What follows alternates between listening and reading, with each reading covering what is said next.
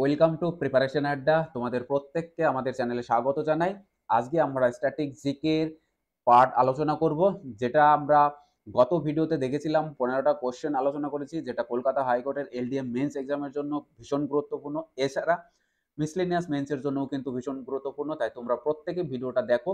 আমরা ফার্স্টের যে 15টা কোশ্চেন আলোচনা করেছি, আজকে দ্বিতীয় পার্ট আলোচনা করব, অর্থাৎ নাম্বার 16 থেকে শুরু করব। আজকে বেশ কিছু গুরুত্বপূর্ণ কোশ্চেন আমরা দেখতে পাচ্ছি। দেখো, 1 নম্বর, অর্থাৎ আজকের 1 নম্বর এবং টোটালি 16 নম্বর কোশ্চেনটা দেখো। Who is generally regarded as the de facto prime minister of Great Britain. এই ডিফ্যাক্টো একটা টার্ম, এই টার্মের মানেটা একটু বুঝতে হবে।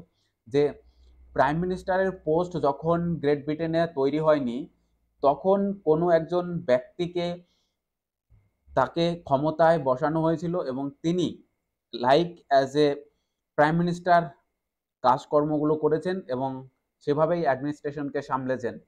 তো এইরকম পরিস্থিতিজনক অবস্থায় যিনি ক্ষমতায় বসেছিলেন, তাকে ডিফ্যাক্টো প্রাইম মিনিস্টারে আখ্যায়িত করা হয়েছে।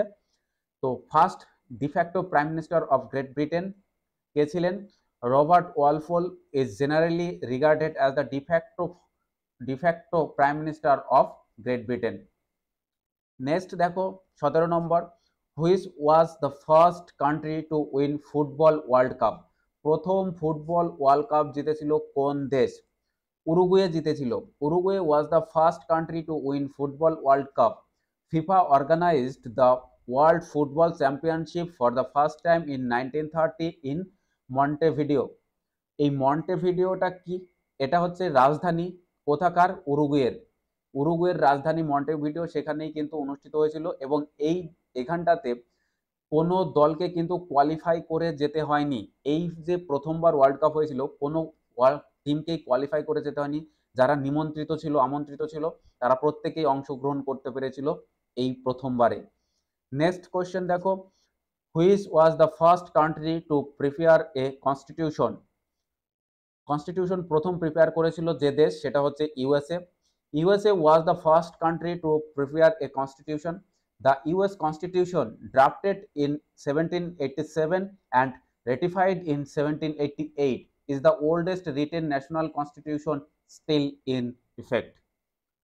তো 19 নম্বর দেখো, who was the first governor general of Pakistan. পাকিস্তানের প্রথম গভর্নর জেনারেল ছিলেন Mohammad Ali Jinnah. Mohammad Ali Jinnah was the first governor general of Pakistan. Next দেখো, who was the first European to attack India. কোন ইউরোপিয়ান প্রথম ভারতবর্ষকে আক্রমণ করেছিল? The first European to attack India was Alexander the Great, who led his Macedonian army into the Indian subcontinent in 326 BCE. Alexander the great খ্রিস্টপূর্ব 226 অব্দে ভারতীয় উপমহাদেশে আক্রমণ চালায় তার বৃহৎ বাহিনী নিয়ে। নেক্সট দেখো 21, who were the first people to fly airplane. প্রথম এয়ারপ্লেন কে উড়িয়েছিলেন কে? দ্য রাইট ব্রাদার্স, রাইট ভাতৃদ্বয়। তারা অরভিল অ্যান্ড উইলভার are created with being the first to fly an airplane. এই যে রাইট ভাতৃদ্বয়, অরভিল রাইট এবং উইলভার রাইট, এরা দুজনেই প্রথম কিন্তু এই বিমান তৈরি করে উড়িয়েছিলেন।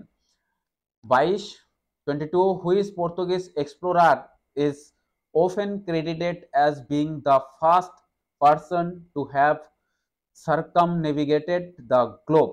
কোন পর্তুগিজ নাবিককে প্রথম পৃথিবীকে এক্সপ্লোর করার খ্যাতি দেওয়া হয়েছে? ফার্দিনান্ড ম্যাগেলান, বা অনেকে ম্যাজিলান বলা হয়। The Portuguese explorer is often credited as being the first person to have circumnavigated the globe. Next আমরা দেখব, who was the first person to reach north pole. প্রথম নর্থ পোলে, উত্তর মেরুতে গেছিল কে, পৌঁছেছিলেন কে? Robert Peary was the first person to reach the north pole on 6 April 1909। 24 দেখো, who was the first person to reach south pole. North পোলে গেছিলেন রবার্ট পেরি এবং সাউথ পোলে দেখতে পাবো the first person to reach the south pole was ruled Amundsen, a Norwegian explorer.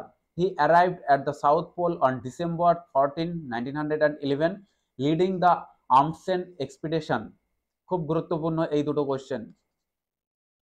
25 number question দেখো, who named the ocean the Pacific. Pacific কেন নাম করা হয়েছে? কারণ এর মিনিং হচ্ছে peaceful. Who named the ocean the Pacific because it was calm and present when he entered it. যখন তিনি এই প্রশান্ত মহাসাগরে প্রবেশ করলেন তখন দেখলেন এটা খুব শান্ত এবং মনোরম, এটা দেখে তার নামকরণ করলেন প্যাসিফিক। তো তিনি কে, কোন ব্যক্তি এই নামকরণ করেছেন? The Portuguese explorer Ferdinand Magellan named the Pacific Ocean Pacific, meaning peaceful, because the waters he entered while crossing it were calm and pleasant. This was in contrast to the turbulent waters he had experienced navigating the Strait of Magellan. তো আজকের এই গুরুত্বপূর্ণ ভিডিওটা যদি ভালো লাগে তোমরা অবশ্যই কমেন্ট করে জানাবে আর বন্ধুদের মধ্যে শেয়ার করে দিও। আর এরপরে আমরা যে ক্লাস আনবো জিকের, সেটা হচ্ছে এলডিএ মেইনের জন্য পরবর্তী ক্লাস পাবে আইএনসির ওপরে অনেকগুলো কোয়েশ্চেন, যে কোয়েশ্চেনগুলো খুব গুরুত্বপূর্ণ, এই পরীক্ষাতে আসার উপযুক্ত, সেই ধরনের প্রশ্নগুলো আমরা সাজানোর চেষ্টা করছি। সময় লাগবে একটু। তো পরবর্তী ক্লাস তোমরা অবশ্যই পাবে। তোমরা যারা মিসলেনিয়াস মেন্স দেবে এবং কলকাতা হাইকোর্টের এলডিএ মেন্স দেবে, তোমরা প্রত্যেককে এই ভিডিওটা বন্ধুদের মধ্যে শেয়ার করে দিও, উপকৃত হবে।